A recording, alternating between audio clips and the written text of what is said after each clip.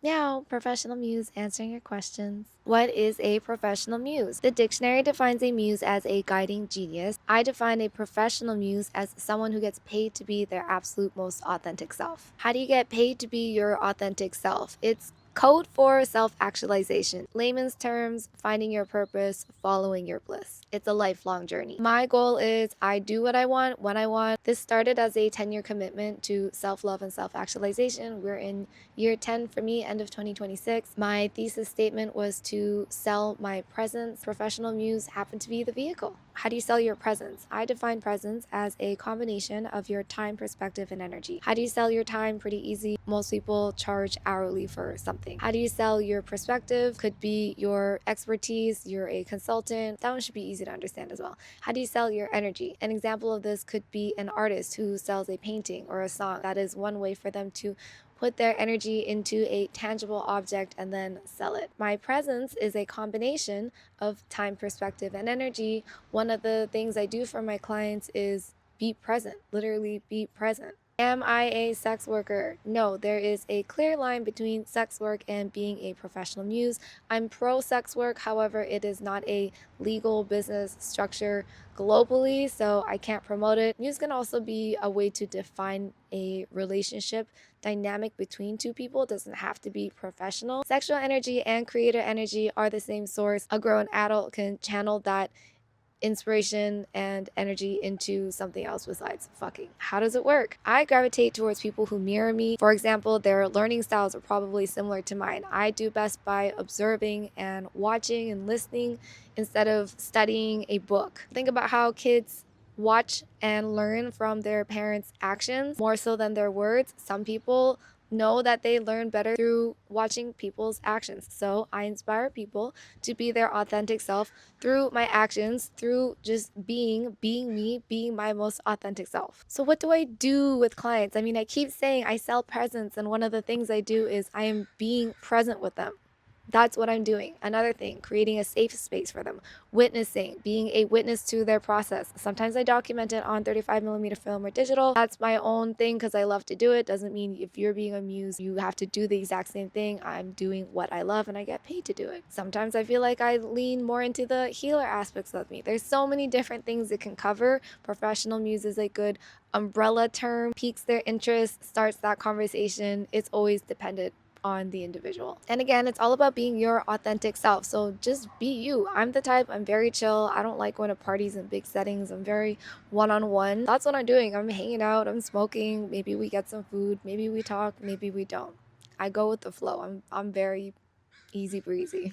What does a safe space look like? Again, unique per individual. If I try to deconstruct what I'm doing in the moment, because I'm not really thinking about it, it's just how I am, I would say I approach them always with curiosity, no judgment, can keep a secret. I'm open and honest. It helps them be open and honest.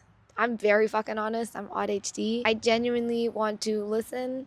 Who are my clients? Great question. Definitely can't tell you, but some of them you would recognize their names, others you might not. No, it is not only limited to artists. It can be anybody that you are inspired by. Who needs inspiration in this lifetime? Everybody, not just artists. Why only geniuses? I use that word more as a filter. Genius is an umbrella term I use in marketing. It helps attract my target audience and repel those who lack confidence. This is supposed to be a mutual exchange of energy, mutually inspired, me, them, me. I'm not inspired by fucking idiots. No, it does not only have to be artists. The key is you go to who you are inspired by. Sometimes I'm in the mood to be around an artist. Sometimes it's going to be a founder of a SaaS company, B2B company, writer, shoe designer. It totally depends on what I want in the moment, and then that's what I attract. But artists are more familiar with the term muse, and that's one of the things I absolutely love, so it's something I call in often. Where do I find my clients? Outside. You got to go outside. I have never used an app before. It was always through a mutual person that introduces us in the moment. I'm out and about. I meet people. Even though I'm super introvert, I have my moments when I know I got to go out there and constantly be networking you gotta go outside. No specific place you go to, like this expensive hotel or that. Again, follow your bliss, your passions, go where you're interested so that naturally when you get there, meet someone who aligns with you better. Do I have a website? I do for my art, but not for professional musing. That's changing now that I've been on social media and growing for the last 6 months or so. But still, even up until now, haven't met anybody through digital platforms. It's always IRL for me. So I show them my artist website when that comes up in conversation, but nothing Muse like with like an FAQ and pricing and shit like that. Location and can this be remote? Absolutely. I've done scopes that were completely remote. One example, we FaceTime back and forth for 7 months. I prefer IRL. I'm not rooted anywhere. I'm fully nomadic, so I go wherever calls. How much? That's like walking into a car dealership and just standing around going, how much?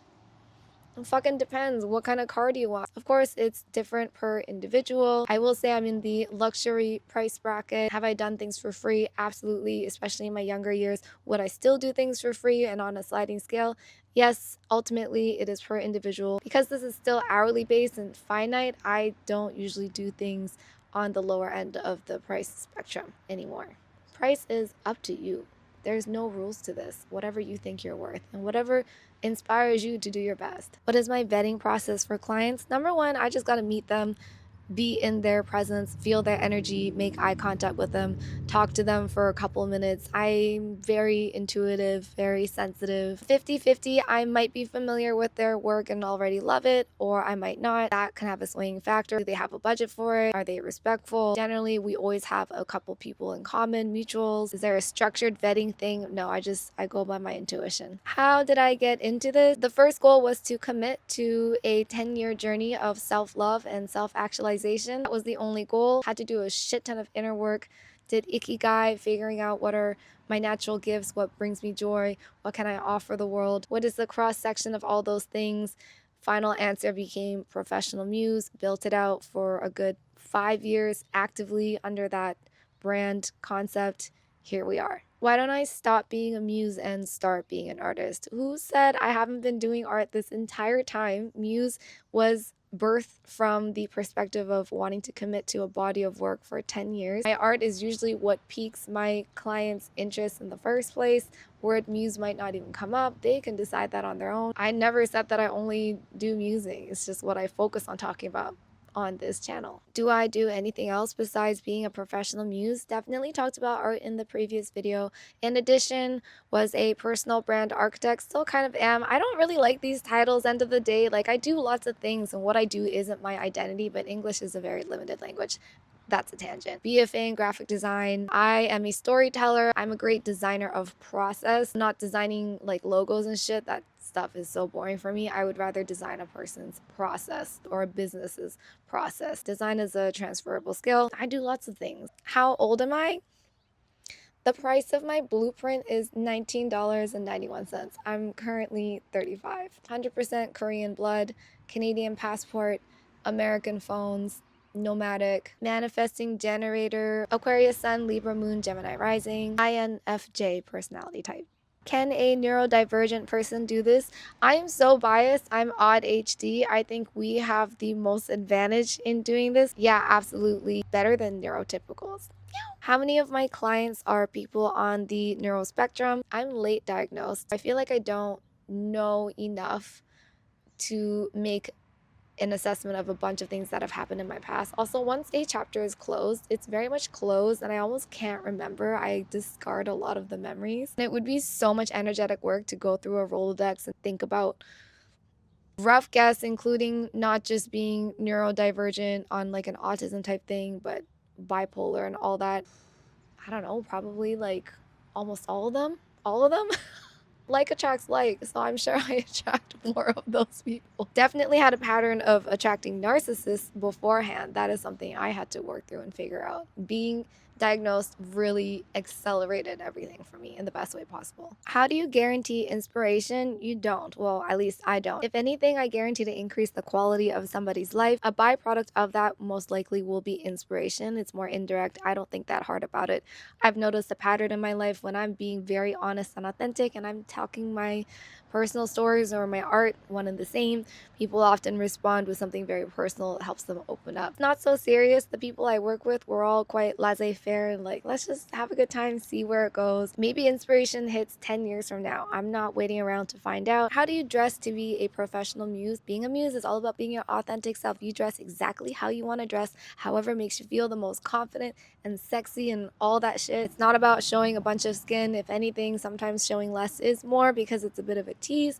Not gonna go deep in that. Dress how the fuck you want to dress. What happens after? In the past, when I was not aware about attachment issues and anything like that, I really used art to decompress and purge myself of any memories or energies or just anything about that, good or bad actually. Kind of a way to put my memory in a Horcrux. Clean palette, move on with the next thing. I feel now it's evolving because I'm becoming more emotionally educated about myself and processing energy and emotions through somatic therapy, but art is still at the core. And ideally, yeah, I'm only working with people who inspire me. So I walk away feeling charged, refreshed, excited for life. Keep going. Why am I talking about this stuff now on social media and I stopped gatekeeping? Many different reasons. I feel now I'm ready to. That was always the plan from day one. I also went through an ego death recently, which helped me come out of the closet, so to speak, in terms of being a professional muse online. I had a lot of reservations about it. Didn't want to be exiled and